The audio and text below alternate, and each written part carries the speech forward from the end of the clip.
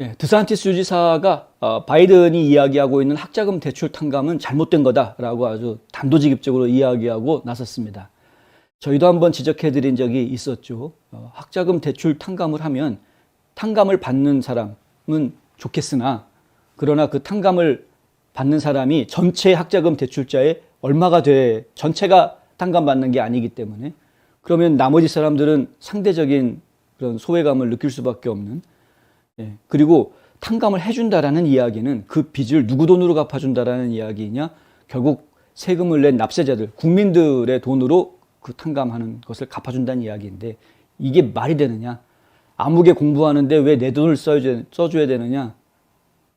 내 자식도 지금 장학금 못 받아가지고 내 돈 들여서 공부했는데 왜 남의 자식 공부한 걸 우리가 지금 내는 세금으로 그걸 감당을 하려고 하느냐. 형평성에 맞지 않다라는 이야기가 나올 수밖에 없는 것이죠. 드산티스 주지사도 마찬가지로 그러한 부분들을 지적을 하고 나왔습니다. 드산티스 주지사가 지적한 부분은 좀 더 구체적인데 블루칼라 근로자들이 다른 사람 고등교육 받을 수 있게끔 빚진 것을 왜 이 노동자 계층에 있는 사람들이 그걸 갚아줘야 되느냐. 저들은 석사학위 받고 박사학위 받고 학비 다 빚내가지고 석사 박사 받는 동안에 이 사람들은 열심히 일해가지고 산업 현장, 노동 현장에 있는 사람들이 세금 열심히 일한 돈에서 세금 냈는데, 결국은 나중에 석박사 학위 달고 나서 잘 먹고 잘 사는 부자, 아주 월급이 6자리 숫자가 되는 연봉을 받으면서 떵떵거리면서 살 사람들인데 그 사람들이 갚으면 되는 거지 왜 그것을 이 지금 블루칼라 노동자들이 갚게 만드느냐. 이런 것이요. 드산티스 주지사는 학생 부채 중에 60%가 대학원 부채다라고 지적하고 나옵니다. 이 사람들이 의사, 변호사, 석사학위나 박사학위 따위를 받는 그런 사람들이 지은 빚이 전체 학자금 부채의 60%다. 내 생각에 왜 트럭 운전사나 웨이트리스, 건설 노동자로 하여금 PhD 박사학위 받는 사람들이 진 빚을 갚게 만드느냐. 이것은 틀렸다. 드산티스의 발언은 바이든 대통령이 지난 목요일, 어제죠, 학생 대출금을 5만 달러까지 탕감해 줄 계획에 대해서 기자가 질문한 것을 듣고 이제 답변으로 나온 이야기였습니다. 무슨 얘기냐면 바이든은 5만 불을 딱 탕감해 주겠다라는 것은 아니지만 지금 이제 10,000불씩 탕감해 주겠다. 그것도 몇만 명에 딱 제한해서 만 불씩 탕감해 주겠다라는 이야기는 이미 나왔죠. 근데 그것 말고 추가로 5만 불이라고 말은 못하겠지만 어쨌든 추가로 더 학자금을 탕감해 주기 위한 방법을 지금 고심하고 있다. 이런 이야기를 했었습니다. 그런 이야기가 나오게 된 데에는 배경이 있었는데요. 바로 민주당 의원들 때문에 그런 이야기가 나온 것이고요. 민주당의 많은 좌파 의원들이 뭐라고 주장을 했느냐 하면 지금 중간선거 앞두고 트럼프 대통령이 분명히 대통령 선거 나왔을 때 학자금 탕감해 주겠다. 그것도 전액 탕감해 주겠다라고 약속하지 않았느냐.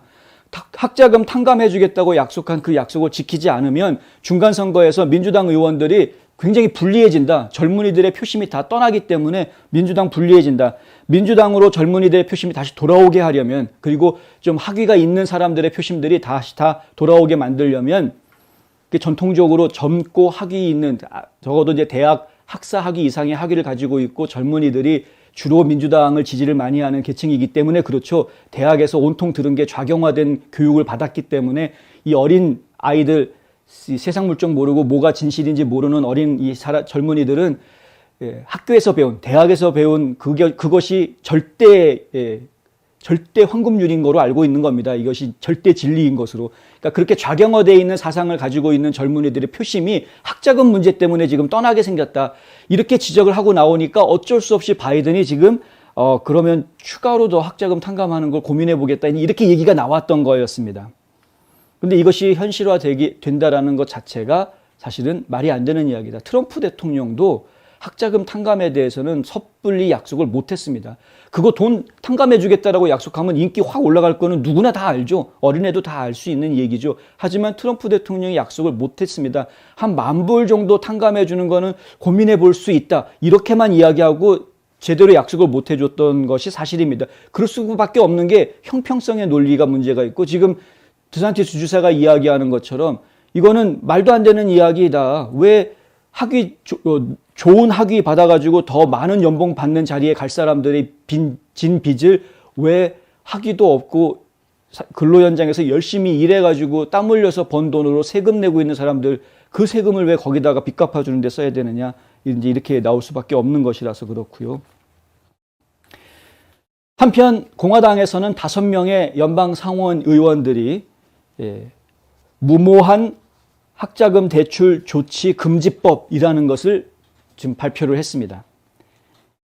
이 법안의 공동 발의자 중에 한 명인 존 쏜 사우스다코타 주의 상원 의원이 이제 성명서를 내고 이런 이야기를 하는데요. 연준에 따르면은 팬데믹 기간 동안 대졸자가 가장인 가계의 순자산은 23조 4천억 달러 급증했다. 반면 대학 학위가 없는 그런 가장이 이끌고 있는 가정의 3분의 2는 순자산 증가가 3조 5천억 달러에 그쳤다. 거의 9배 차이가 나는 겁니다. 8배 이상 차이가 나는 겁니다. 이 8배 차이가 나는 이런 재산의 규모의 변동이 있었는데 잘 배운 사람들은 그만큼 더 많이 돈을 벌었고 못 배운 사람들은 그만큼 돈을 벌지 못했는데, 그런데 왜 이 잘 배운 사람들 빚을 못 배운 사람들이 내는 세금으로 갚아주려고 하느냐. 저는 이 이야기들을 들으면서 격세지감이라는 걸 느꼈는데요. 원래 이런 블루칼라 노동자들을 위해서 목소리를 내주던 곳은 민주당이었습니다. 예전에는 노동자들을 대변해 주던 곳은 민주당이었었는데 트럼프 대통령이 공화당을 이끌면서 크게 변화를 준 부분 중에 하나가 바로 이겁니다. 더 이상 트럼프가 이끄는 공화당은 과거와 같이 방산업체라든가 무슨 뭐 대기업이라든가 이런 대단히의 어떤 사업가들, 부자들만을 위한 정책을 세우는 것이 아니라 일반 서민들, 일반 노동자들, 그런 사람들을 대변해 주는 정책들로 지금 공화당을 탈바꿈시키고 있다는 것이죠.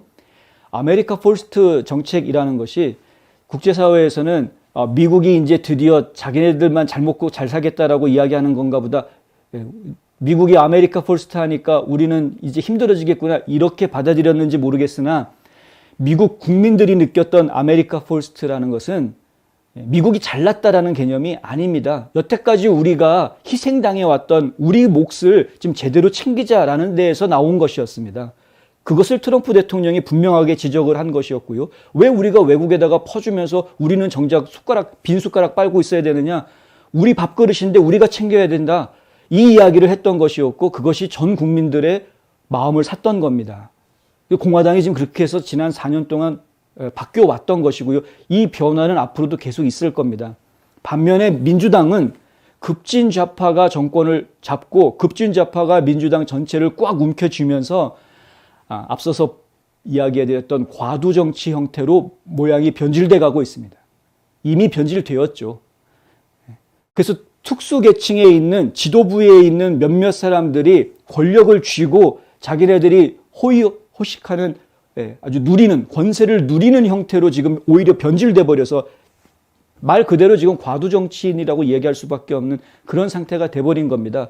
지금 잘못 만들어져 있는 민주주의란 단어를 나라 이름에다가 붙여놓고도 잘못 이용하고 있는 중국이나 북한하고 똑같은 지금 짓을 하고 있는 겁니다. 민주당이, 미국의 민주당이. 그런데 그거를 이제 바로잡기 위해서라도 이제 마가 정치인들이 바로 나서서 목소리를 내주어야 한다라는 것이 이제 저희들의 이야기이고요. 그런 단면이 여기에서 보이는 겁니다. 빚을 탕감해준다? 좋은 일이죠. 좋죠. 해줄 수만 있으면은 뭐 해주면 좋죠. 그런데 그것이 어떤 여유가 있어서 해주는 것이 아니라 이렇게 열심히 일한 사람 거 가져다가 그냥 여기다 턱 주버리는 국민적인 합의가 이루어지지 않은 잘못된 방식의 이런 그 편성, 부의 재편이라는 것은 국민들이 이해할 수 없는 재분배 방식입니다. 원래 진보주의자들이 이야기하는 부의 재분배는 충분히 능력이 있고 여유가 있는 사람들, 여유 자산들이 충분히 있는 부자들한테서 그들이 좀 더 사회에 소외당하고 힘들어하는, 도움이 필요로 하는 그 사람들한테 분배가 되도록 이 자산을 분배해 줄 수 있도록 하는 그 역할을 부의 재분배로 이야기했던 것이지, 잘 먹고 잘 살 수 있는 사람들한테 좀 더 돈을 더 갖다 주는 그러한 부의 재분배를 이야기하는 것은 아니었다라는 것이죠. 근데 지금 학자금 탕감 문제는 그런 식으로 가고 있다라는 겁니다.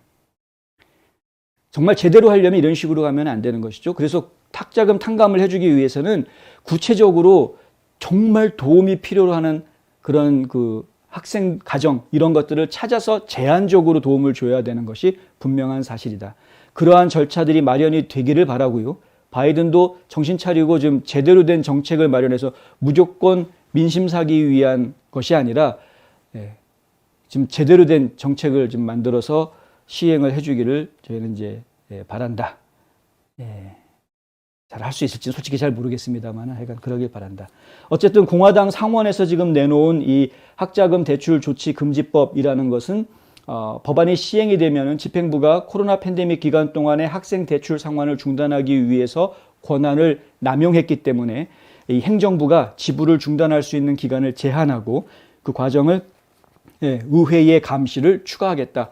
의회가 감시해서 학자금 대출 뭐 이완이라든가 면제라든가 유예라든가 혹은 탕감이라든가 이런 것들이 진행이 될 때 의회가 관리 감독하게끔 하겠다. 이제 이렇게 법안에는 규정이 되어져 있다고 합니다. 이것도 하나의 방법이죠. 그렇게 되면은 의회에서 인정을 해주면 그것이 이제 함부로 돈이 쓰이지 않게끔 통제할 수 있는 하나의 방법이 될 수 있기 때문에 그것도 이제 좋은 아이디어가 될 수는 있겠습니다. 통과가 될 가능성은 낮습니다. 민주당 의원들이 이거를 받아들이지 않을 가능성이 더 크기 때문에. 그러니까 어쨌든 지금 상원이든 하원이든 공화당이 지금 다수당이 돼줘야 지금 뭐 상식적인 이야기들이 지금 대화가 일어날 수 있는 상황이 되어져 있다. 그렇지 않으면은 지금 현재로서는 너무나 비상식적인 상황으로 의회가 흘러갈 수밖에 없는 구조다. 이런 이야기고요.